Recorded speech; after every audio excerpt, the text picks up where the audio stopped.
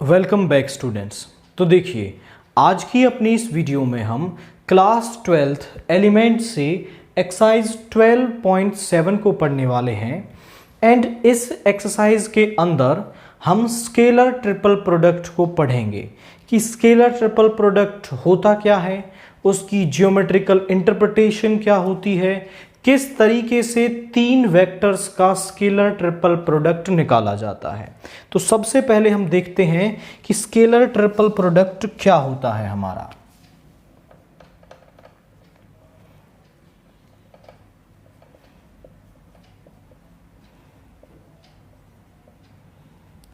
Late A vector, B vector and C vector are three non-zero vectors.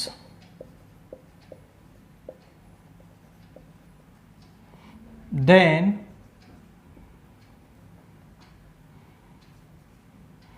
their scalar triple product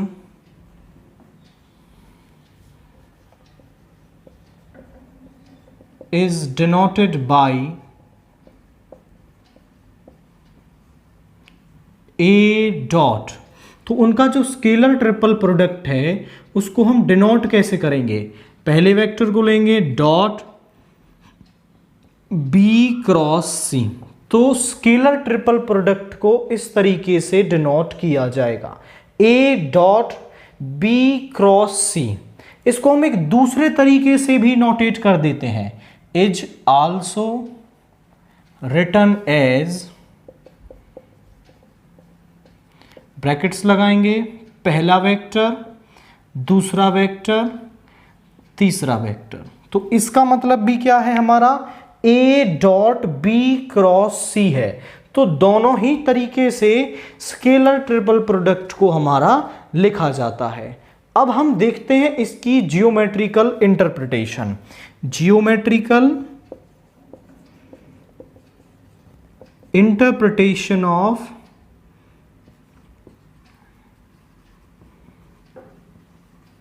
STP, हम बोले scalar triple product. तो geometrically जो scalar triple product है वो किसको notate करता है या क्या दिखाता है हमारा? तो जो ज्योमेट्रिकली हम बात करें तो स्केलर ट्रिपल प्रोडक्ट एक्चुअली में वॉल्यूम ऑफ पैरेललोपाइप को निकालता है। जब हम स्केलर ट्रिपल प्रोडक्ट किन्हीं भी तीन वेक्टर्स का फाइंड आउट कर रहे हैं, दैट मीन्स हम वॉल्यूम ऑफ पैरेललोपाइप फाइंड आउट कर रहे हैं। अब पैरेललोपाइप क्या होता है? आप सभी ने पैरेललोग्राम देखा है। अब पैरेललोग्राम जैसे यहां पर बेस पर पैरेललोग्राम प्रेजेंट है, उसकी कुछ हाइट हो जाए उसको हम क्या कहते हैं? पैरेललोपाइप कहते हैं। या फिर आप ऐसे समझें, जैसे आपने पाइप देखे होंगे, जो बड़े बड़े पाइप होते हैं हमारे, वो सर्कुलर होते हैं इन शेप में, इस तरीके से राउंड। यदि उनकी शेप पैरेललोग्राम टाइप की हो जाए और वो पाइप हो जाए तो वो क्या बन जाएगा हमारा? पैरेललोपाइप बन जाएगा। पाइप की शेप पैरेललोग्राम टाइप की हो जाए उसको हम क्या कहते हैं? पैरेललोपाइप कहते हैं। जैसे मैं यहां पर एक फिगर बनाऊं,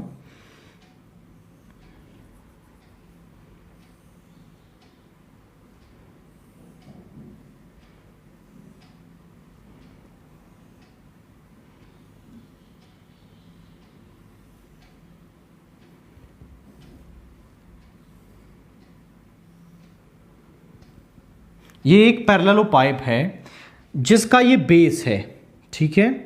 और यहां पर इस वाले वेक्टर को मैं बोल रहा हूं ये वेक्टर बी वेक्टर है और ये वाला सी वेक्टर है। आप ध्यान से देखें तो ये वाला जो पैरेललोग्राम है ये बेस है इसका, जिसकी एक साइड बी वेक्टर है, दूसरी साइड सी वेक्टर है। और ये जो हाइट है इसकी, इसको हम डिनोट कर रहे हैं आपका ए वेक्टर से। ए वेक्टर इस पैरेललोग्राम पैरेललोपाइप की जो है हाइट है। तो यदि मैं B क्रॉस C निकालूं तो वो एक्चुअली में इस बेस का क्या हो जाएगा? एरिया हो जाएगा। हमें इसका वॉल्यूम निकालना है, वॉल्यूम ऑफ पैरेललोपाइप। वॉल्यूम ऑफ पैरेललोपाइप क्या हो जाएगा?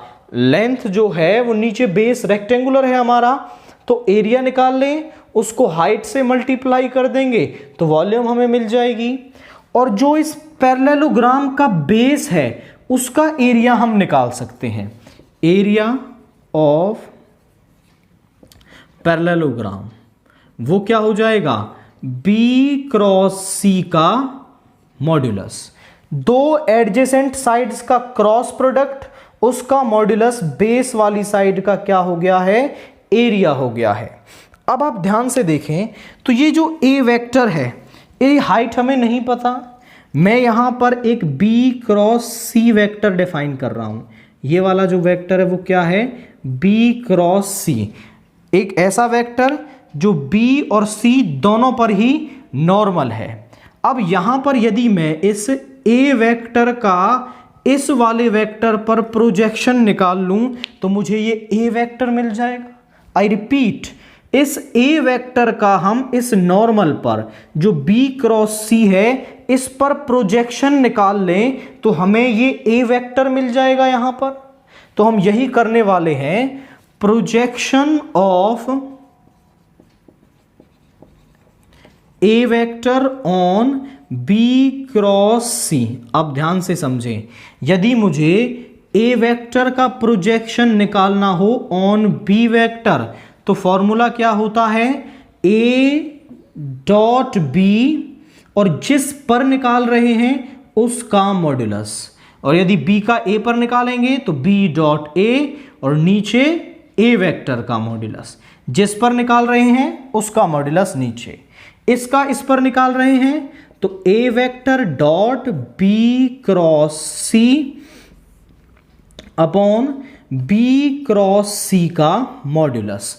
तो ये क्या आ गई है सम, इसे आप कह सकते हैं हमारी हाइट। देन इसके बाद वॉल्यूम ऑफ पैरेललोपाइप क्या हो जाएगी हमारे पास, volume of parallelepiped is area into में हाइट, यही हो जाएगी। एरिया इनटू हाइट क्या हो जाएगी, वॉल्यूम ऑफ पैरेललोपाइप।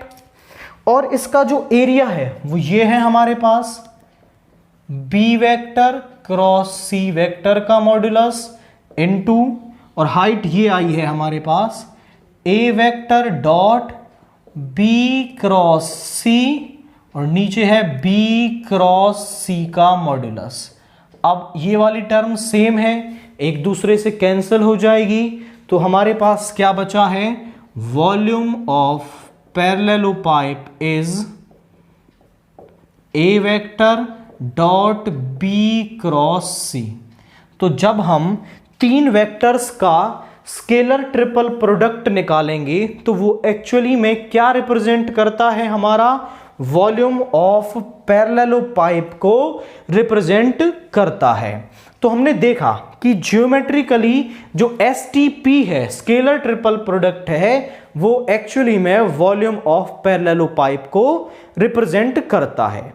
अब इसके बाद हम देखते हैं आपका determinant form of STP। Determinant form of STP या फिर हम कहें स्केलर ट्रिपल प्रोडक्ट। अब जरा देखिए, STP में मान लेता हूं A वेक्टर क्या है मेरा, A1 i cap, A2 j cap, A3 k cap. B vector है मेरा B1 i cap, B2 j cap, B3 k cap. C vector है C1 i cap, C2 j cap and C3 k cap. मुझे निकालना है A dot B cross C। तो पहले मैं B cross C find out कर लेता हूं, वो कैसे निकलेगा, I J K। अब B वेक्टर के I J और K के coefficients B1 B2 B3 C1 C2 C3। Now expanding along row 1,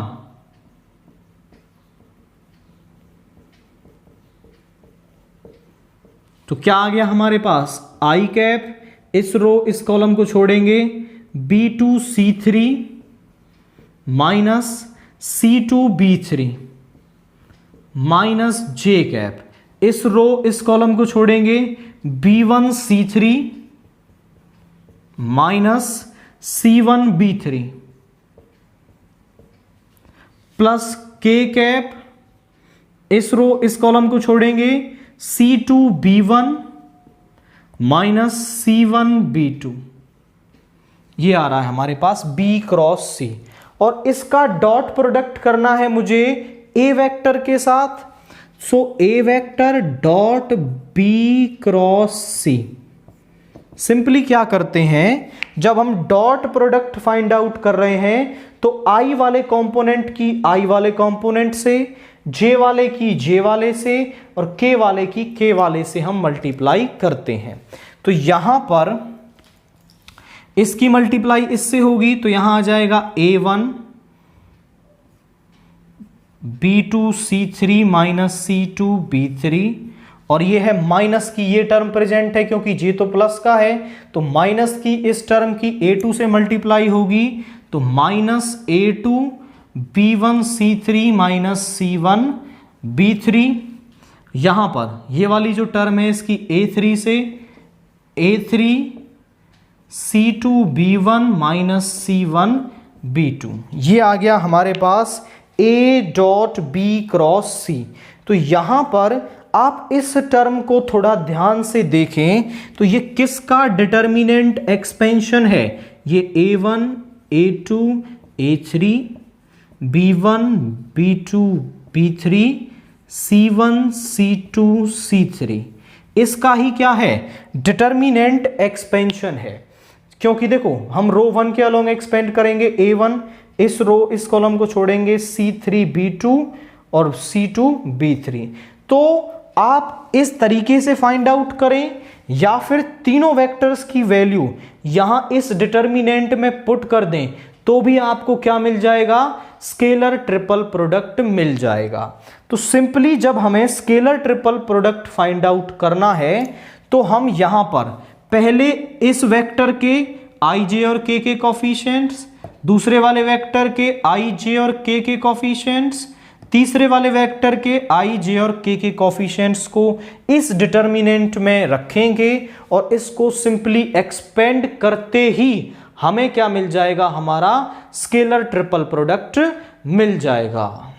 now मान लीजिए हमारे पास तीन वेक्टर दे रखे हैं, a vector is i cap, 2j cap, 3k cap, b vector is 4i cap, 5j cap, 6k cap and c vector is 7i cap, 8j cap and 9k cap.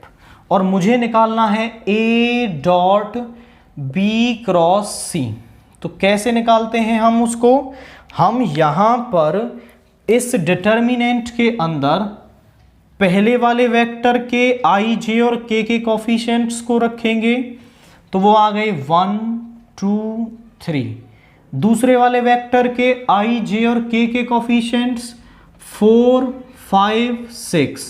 तीसरे vector के i j और k के coefficients. Expanding along row 1,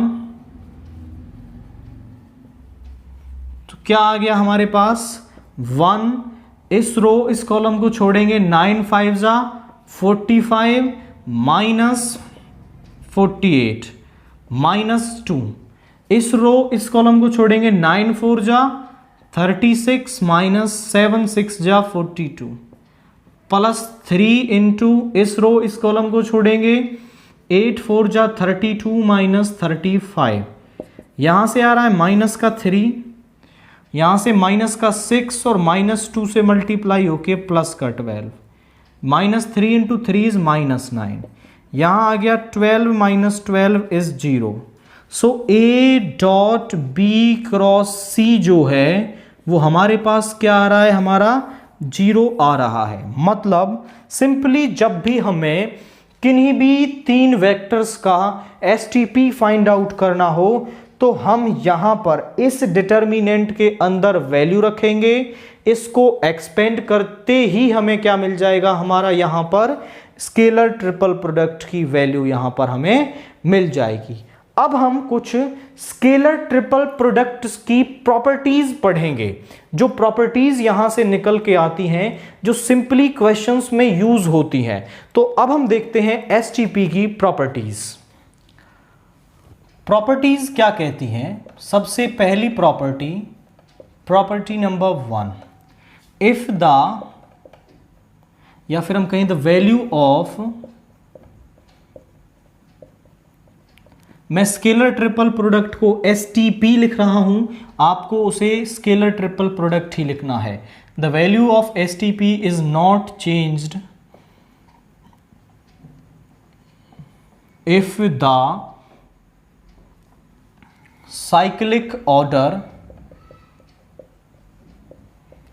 of STP is maintained. मतलब अगर उसका cyclic order हम maintain करते हैं तो एसटीपी की जो वैल्यू है वो चेंज नहीं होती है। जैसे हम यहां पर लिखते हैं A vector, B vector, C vector, या फिर इसका मतलब है A dot B cross C, इस तरीके से लिखते हैं। A dot B cross C is A vector, B vector, C vector. अगर मैं यहां पर सभी का ऑर्डर चेंज करता हूं, मतलब पूरे में ऑर्डर साइकिल जो है वो चेंज होता है, मतलब जो सी है साइक्लिक ऑर्डर कैसे रहेगा, A vector, B vector and C vector, इस तरीके से। मतलब ए वेक्टर की जगह बी वेक्टर आ जाए, बी वेक्टर की जगह सी, और सी की जगह क्या आ जाए, ए आ जाए। जैसे इसको हम कैसे लिख सकते हैं, सी आ जाएगा ए की जगह पर, ए आ जाएगा आपका बी की जगह पर, और बी आ जाएगा सी की जगह पर। यहां पर हमने क्या किया है, पूरे साइक्लिक ऑर्डर को, मतलब सभी की पोजीशंस को क्या किया है, चेंज किया है। अब ध्यान से देखें, सी ए की जगह पर आ गया, ए बी की जगह पर, बी सी की जगह पर। तो स्केलर ट्रिपल प्रोडक्ट का जो साइन है या वैल्यू है वो चेंज नहीं होती है। अब इसको हम कैसे लिख सकते हैं, इसको हम लिख सकते हैं सी वेक्टर डॉट, पहले वाले के बाद डॉट ए क्रॉस बी, इसको ऐसा लिख सकते हैं। तो A dot B cross C को हम लिख सकते हैं C dot A cross B. या फिर हम फिर से ऑर्डर चेंज करना चाहें तो बी सी की जगह पर आ जाएगा, बी जो है वो सी की जगह पर आ गया, सी ए की जगह पर आ जाएगा, ए बी की जगह पर चला जाएगा। तो इसको हम लिख सकते हैं B dot C cross A. तो हम यहां पर कह रहे हैं कि जो ए बी सी है वो बराबर होता है हमारा सी ए बी के, पूरा साइक्लिक ऑर्डर चेंज हुआ, बराबर होगा B vector C vector A vector के। आई रिपीट, पूरा साइक्लिक ऑर्डर मेंटेन्ड है तो वहां पर उसकी वैल्यू में कोई चेंज नहीं आता है। और ऐसा होता कैसे है, जरा देखिए।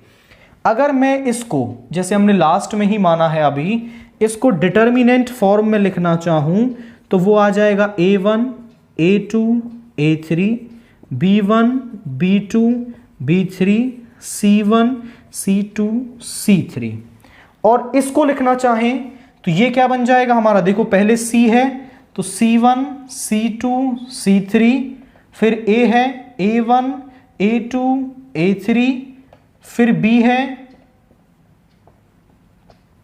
तो इससे मुझे ये बनाना है और फिर देखते हैं क्या चेंज इसके अंदर आता है। तो यहां पर हम R1 और R3 को चेंज कर सकते हैं, ऑपरेशन लगा रहे हैं interchanging R1 and R3। R1 और R3 चेंज हो जाएंगे। किसी भी डिटर्मिनेंट के अंदर हम दो पर्टिकुलर रोज या पर्टिकुलर कॉलम्स को चेंज करते हैं तो माइनस साइन बाहर आता है। तो यदि मैं ये ऑपरेशन यहां पर लगाऊंगा तो माइनस साइन आ जाएगा और R3 बन जाएगी R1 और ये वाली सेम ही है, एंड यहां पर है A1 A2 A3। अभी भी ये इसके जैसी नहीं आई है, यहां पर ये होना चाहिए, तो मैं चेंज कर देता हूं R2 और R3 को। तो नेक्स्ट ऑपरेशन में लगा रहा हूं R2 R3 को इंटरचेंज कर रहे हैं, तो यहां से फिर से एक माइनस साइन आएगा और वो इस माइनस साइन को क्या बना देगा, पॉजिटिव बना देगा। C1 C2 C3 A1 A2 A3 B1 B2 B3। अब आप देखिए तो ये बिल्कुल इसके जैसी ही है, C1 C2 C3 A1 A2 A3 B1 B2 B3।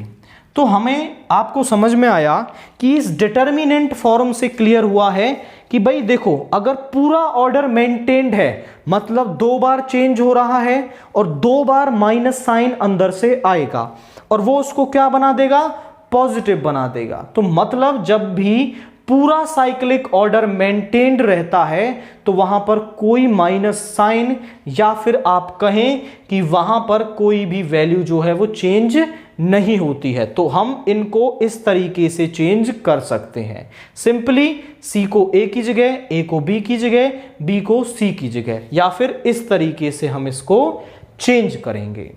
Next, इसके बाद प्रॉपर्टी नंबर 2 क्या है हमारी, if 2 of them change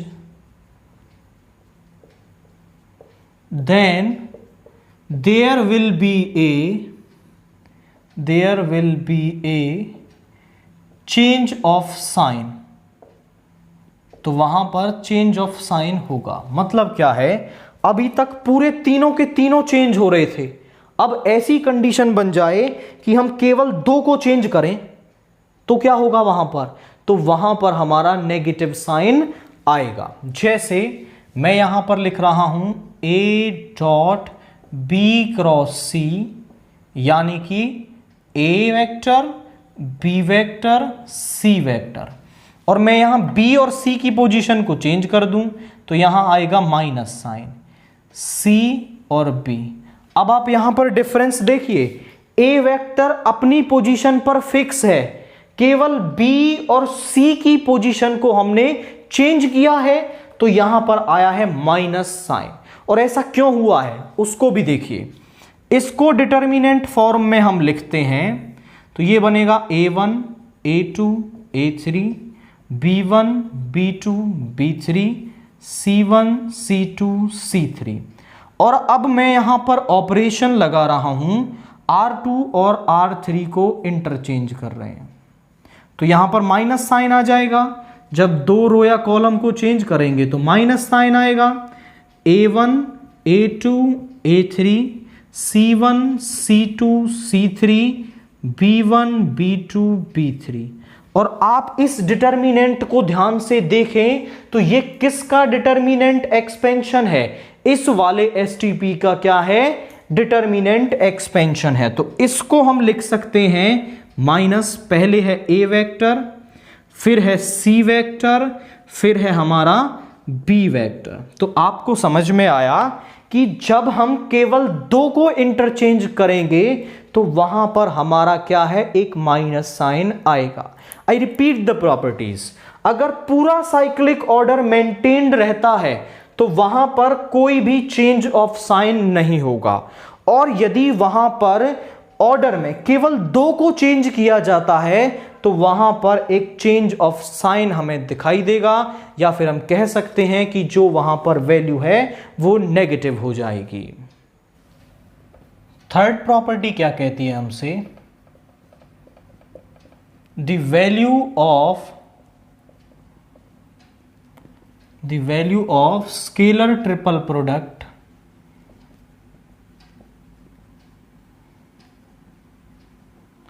do not changes when we change the dot and cross product, or simply we can say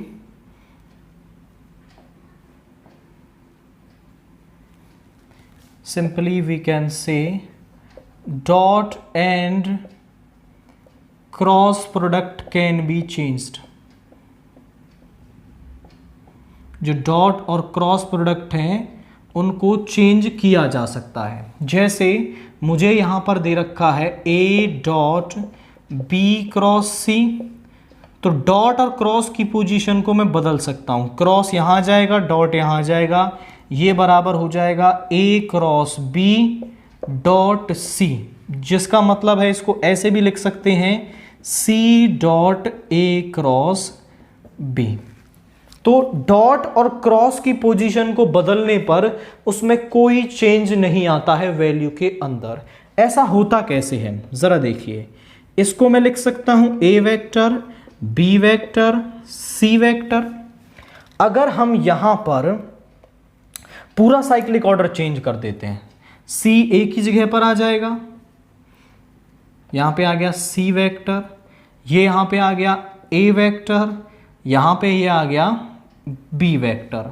और इस वाली term को हम क्या लिख सकते हैं, आप ध्यान से देखें, इसको हम लिख सकते हैं c dot a cross b, और वो इसके ही बराबर है। तो सिंपली ये फर्स्ट प्रॉपर्टी से ही डिड्यूस किया गया है कि डॉट और क्रॉस प्रोडक्ट की पोजीशन को आप बदलेंगे तो एसटीपी की जो वैल्यू है, स्केलर ट्रिपल प्रोडक्ट की जो वैल्यू है, वो चेंज नहीं होगी। देन इसके बाद फोर्थ प्रॉपर्टी हमसे क्या कहती है, the value of scalar triple product is 0 when two vectors are equal. कि यदि ऐसा हो कि स्केलर ट्रिपल प्रोडक्ट में दो इक्वल वेक्टर्स आ जाएं तो जो उनकी वैल्यू है स्केलर ट्रिपल प्रोडक्ट की वो 0 हो जाएगी। जैसे यहां पर मैं ले लेता हूं a वेक्टर b वेक्टर। अब इसको डिटर्मिनेंट फॉर्म में हम कैसे लिखेंगे, a वेक्टर की जगह आ जाएगा a1 a2 a3, यहां पर भी a1 a2 a3, यहां पर b1 b2 b3। और डिटर्मिनेंट की प्रॉपर्टीज से हमें पता है कोई भी दो रो या फिर दो कॉलम्स आइडेंटिकल हों तो डिटर्मिनेंट किसके बराबर होता है, 0 के। तो हम कह सकते हैं a vector b vector is equal to 0। हम यहां पर रीजन बताएंगे, because R1 and R2 are identical. जो R1 और R2 है हमारे पास वो क्या है, हमारे आइडेंटिकल हैं। सो इस डिटर्मिनेंट की जो वैल्यू है वो 0 हो जाएगी और ये स्केलर ट्रिपल प्रोडक्ट हमारे पास क्या होगा, 0 होगा। ये दो इक्वल आ जाएं, पहले और तीसरे इक्वल आ जाएं, कोई से भी दो वेक्टर्स इसमें इक्वल हो जाएं तो यहां पर जो स्केलर ट्रिपल प्रोडक्ट है वो 0 हो जाएगा हमारा। देन इसके बाद प्रॉपर्टी नंबर 5 हमसे क्या कहती है,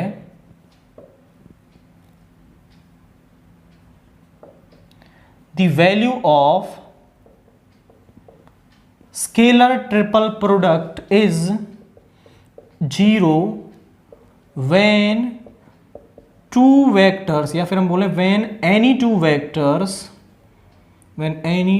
वेक्टर्स आर पैरेलल। अगर कोई भी दो वेक्टर जो हों वो पैरेलल हो जाएं। जैसे हमारे पास a वेक्टर दे रखा है a1 i cap, a2 j cap, a3 k cap. b vector जो हमें दे रखा है b1 i cap, b2 j cap, b3 k cap. c vector हमें दे रखा है c1 i, c2 j, c3 k। और हम बोल रहे हैं कि a और b जो हैं वो क्या है, हमारे पैरेलल हैं। तो हमें पता है कि जब दो वेक्टर्स पैरेलल होते हैं तो वो एक दूसरे के सम लैम्डा मल्टीपल होते हैं। यदि a b जो है वो a के पैरेलल है तो b वेक्टर की जगह मैं लिख सकता हूं लैम्डा a वेक्टर। तो जो b वेक्टर है हमारा वो क्या बन जाएगा, वो बन जाएगा lambda a1 i cap, lambda a2 j cap, lambda a3 k cap. और अब मैं निकालूं A dot B cross C, और I will say A vector, B vector, C vector. यहां पे हो गया I J K। इस पहले वाले वेक्टर A वेक्टर के I J और K के कोफिशिएंट्स, इनफैक्ट यहां I J K नहीं आएंगे, इस पहले वाले वेक्टर के A1 A2 A3, इस दूसरे वाले वेक्टर के I J और K के coefficients lambda A1, lambda A2, lambda A3, C1 C2 C3। अब देखिए हमने सिंपली इसको लिख दिया है, पहले वेक्टर के I J और K के कोफिशिएंट्स, दूसरे वेक्टर के I J और K के कोफिशिएंट्स, तीसरे वेक्टर के I J और K के कोफिशिएंट्स। अब यहां से हम चाहें तो लैम्डा कॉमन ले सकते हैं, यहां पे आ जाएगा A1 A2 A3, A1 A2 A3, C1 C2 C3, और ये किसके बराबर हो गया?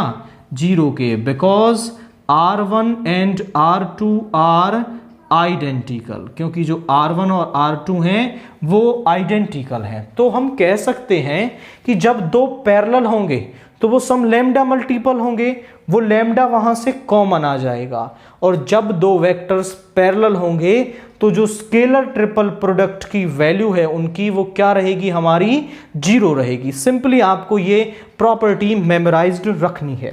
नेक्स्ट हमें पढ़ना है कंडीशन ऑफ कोप्लेनरिटी, कि तीन वेक्टर्स जो हैं वो कोप्लेनर कब रहेंगे हमारे। तो सिंपली हम कह सकते हैं कि यदि तीन वेक्टर्स हमारे पास A, B और C दे रखे हैं और इनका जो स्केलर ट्रिपल प्रोडक्ट है वो क्या आ रहा है? हमारा 0 आ रहा है, तो जो A vector, B vector and C vector हैं वो क्या हो जाएंगे? हमारे पास कोप्लेनर हो जाएंगे।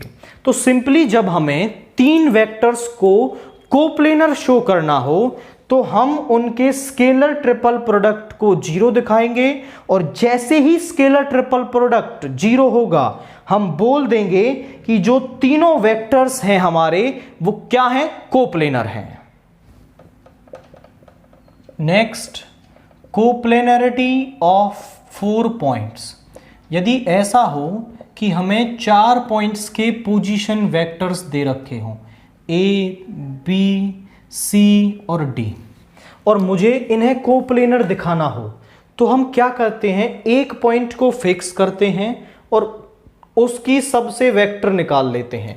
मतलब AB vector dot AC vector cross AD vector, और उन तीन वेक्टर्स का हम स्केलर ट्रिपल प्रोडक्ट निकाल लेते हैं। A को फिक्स किया, B तक निकाला, C तक निकाला, D तक निकाला, और इन तीनों वेक्टर्स का स्केलर ट्रिपल प्रोडक्ट निकाल लेंगे, और वो जैसे ही 0 आएगा हम कह देंगे आपका जो यहाँ पर 4 पॉइंट्स हैं वो कोप्लेनर हैं।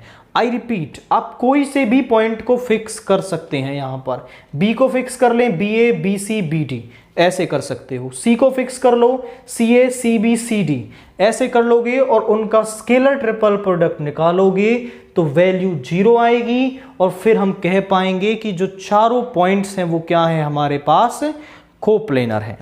नेक्स्ट हमें पढ़ना है वॉल्यूम ऑफ टेट्राहेड्रॉन।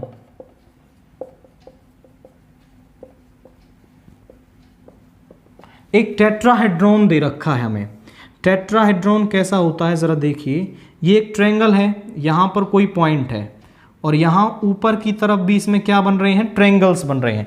मतलब एक तो ट्रायंगल नीचे है और ऐसे ही ट्रायंगुलर शेप्स ऊपर है, तो इसको हम क्या कहते हैं? टेट्राहेड्रॉन कहते हैं।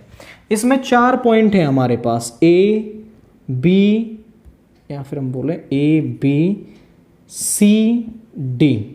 ये वाला जो वेक्टर है वो हमें दे रखा है आपका A वेक्टर, ये दे रखा है B वेक्टर, और ये दे रखा है हमें C वेक्टर। तो इसका जो वॉल्यूम है वो क्या होगा हमारा? तो इसका वॉल्यूम बराबर होगा हमें 1/6 AB vector dot AC vector cross AD vector. जो 4 पॉइंट्स के साथ हम काम कर रहे थे वही यहां पर करना है। उसको 1/6 से मल्टीप्लाई कर देंगे तो हमें क्या मिल जाएगा, वॉल्यूम ऑफ टेट्राहेड्रॉन मिल जाएगा।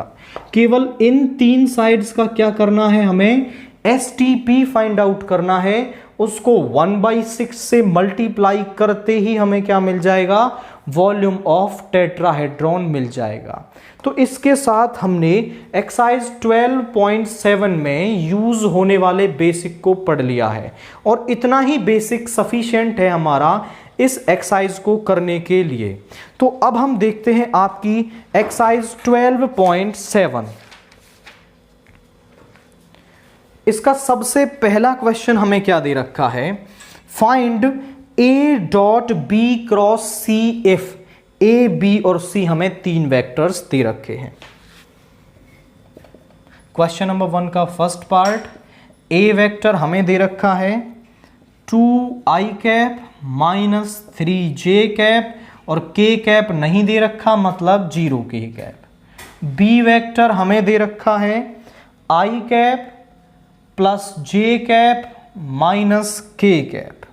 C वेक्टर हमें दे रखा है 3i cap plus 0j cap minus k cap और मुझे निकालना है A.B क्रॉस C।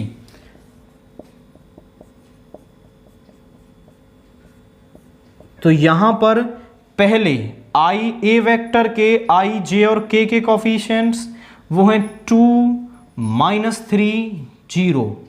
फिर B वेक्टर के i, j और k के कोफिशिएंट्स 1, 1, -1। फिर C वेक्टर के i, j और k के coefficients 3, 0, -1। Simply expanding along row 1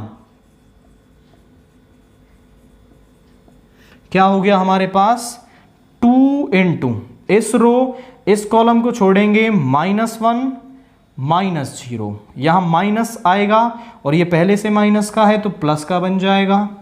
इस रो, इस कॉलम को छोड़ेंगे -1, -1 और माइनस ऑफ -3 प्लस 0 तो 0 हो जाएगा सारा कुछ। यहां आया माइनस का 2, ये प्लस का हो गया 3 - 1 इज 2, 2 3 जा 6, 6 - 2 इज 4। तो A.B क्रॉस C हमारे पास क्या आ रहा है, वो सिंपली उसकी वैल्यू यहां पर 4 आ रही है। देन इसके बाद हम इसका सेकंड पार्ट देखते हैं। सेकंड पार्ट में हमें A वेक्टर क्या दे रखा है, 5i cap minus 4j cap plus k cap. B vector हमें क्या दे रखा है 4i cap plus 3j cap minus 2k cap. C vector हमें क्या दे रखा है i cap minus 2j cap plus 7k cap. और यहां पर भी मुझे A.B क्रॉस C की वैल्यू फाइंड आउट करनी है। तो A.B क्रॉस C की वैल्यू क्या है हमारे पास, पहले मुझे A वेक्टर के i, j और k के कोफिशिएंट्स लिखने हैं 5, -4, 1। देन इसके बाद B वेक्टर के i, j और k के कोफिशिएंट्स 4, 3, -2। फिर C वेक्टर के i, j और k के coefficients 1, -2, 7। Simply expanding along row 1। 5 बाहर आएगा, इस रो, इस कॉलम को छोड़ेंगे 21 और ये प्लस हो जाएगा तो माइनस का 4 और ये माइनस माइनस यहां पर प्लस हो जाएगा। इस रो, इस कॉलम को छोड़ेंगे 7 4 जा 28 माइनस माइनस हो गया +2 प्लस 1 इंटू इस रो, इस कॉलम को छोड़ेंगे -8 -3। 21 - 4 कितना हो गया हमारा, 21 - 4 हो गया 17 और 5 से मल्टीप्लाई करेंगे 85। इसके बाद 30 इंटू 4 हो गया 120। देन यहां पर ये आ गया माइनस का 11। तो यहां पर इसको ऐड कर रहे हैं हम 5, 8 2 10, यहां पे आ गया 201 माइनस 11। 5 माइनस 1 इज 4, यहां पे 10 माइनस 1 इज 9, 194। तो A डॉट बी क्रॉस सी किसके बराबर आ रहा है? 194 के बराबर आ रहा है। इसका एक पार्ट और हमें यहां पर दे रखा है, थर्ड पार्ट। यहां पर A वेक्टर क्या है हमारे पास? I cap minus 2j cap plus 3k cap. B vector किसके बराबर है? 2i cap minus 3j cap plus k cap. C vector किसके बराबर है?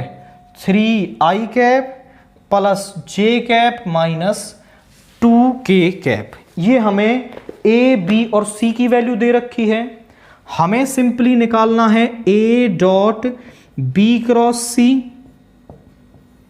पहले a वेक्टर के i, j और k के कॉफिशिएंट्स 1, -2, 3।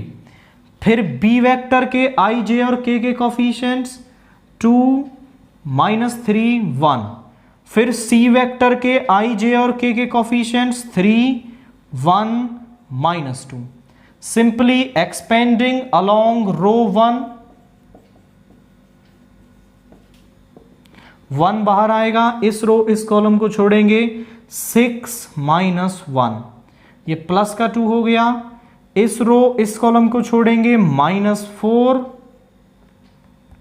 -3 प्लस 3 इंटू इस रो इस कॉलम को छोड़ेंगे 2, ये माइनस का 9 और उस फॉर्मूले वाले से प्लस का हो जाएगा। तो यहां पे आ रहा है 6 - 1 इज 5, ये हो गया -7 इंटू 4 इज -14 एंड यहां पे आ गया 33। 38 - 14 इज, ये 38 हो गया -14, 8 - 4 इज 4, 3 - 1 इज 2, तो 24। तो स्केलर ट्रिपल प्रोडक्ट निकालने के लिए सिंपली हमें पहले वेक्टर के i, j और k के कॉफिशिएंट्स, फिर दूसरे वेक्टर, फिर तीसरे वेक्टर के डिटर्मिनेंट को सॉल्व करना है। जो वैल्यू आएगी वही क्या होगी? स्केलर ट्रिपल प्रोडक्ट की वैल्यू होगी। देन इसके बाद क्वेश्चन नंबर 2 जो है वो सिंपल सा क्वेश्चन हमें दे रखा है, आई कैप, जे कैप, के cap is equal two plus, यहां पे दे रखा है आई कैप, के कैप, जे कैप। अब यहां पर हमें इसकी वैल्यू निकालनी है, तो ध्यान से देखें। तो यहां पर आई, जे, के, इसको मैं क्या लिख सकता हूं? आई कैप जे क्रॉस के कैप प्लस इसको लिख सकता हूं आई कैप के क्रॉस जे कैप। अब सिंपली आप देखें तो हमने वेक्टर प्रोडक्ट में पढ़ा था आई कैप, जे कैप, के कैप। इसका ऑर्डर इस तरीके से चलता है। ये कह रहा है जे क्रॉस के, तो जे से के जा रहे हैं, उससे अगला क्या है? I cap. तो i cap dot i cap plus यहां पर है आई कैप। ये कह रहा है के क्रॉस जे, तो के से जे आ रहे हैं, उससे अगला है आई, और ऑर्डर रिवर्स हुआ है तो साइन माइनस का आ जाएगा। आई डॉट आई 1 हो गया, आई डॉट आई 1 हो गया, 1 - 1 इज 0। तो इस टर्म की जो वैल्यू है वो क्या है? हमारी 0 है। या फिर आप एक दूसरा तरीका यहां पर कर सकते हैं, आई, जे, के, यहां पर केवल इनकी पोजीशन को बदलें तो यहां पर माइनस साइन आ जाएगा। सेकंड प्रॉपर्टी से कि अगर केवल 2 को हम चेंज करते हैं तो माइनस साइन वहां पर आता है। अब ये दोनों सेम हो गए, एक दूसरे से कैंसिल हो जाएंगे, वैल्यू क्या आ रही है हमारे पास? 0 आ रही है। तो दोनों में से किसी भी मेथड से आप प्रोसीड करें, आंसर हमें क्या मिलने वाला है? सेम ही मिलने वाला है।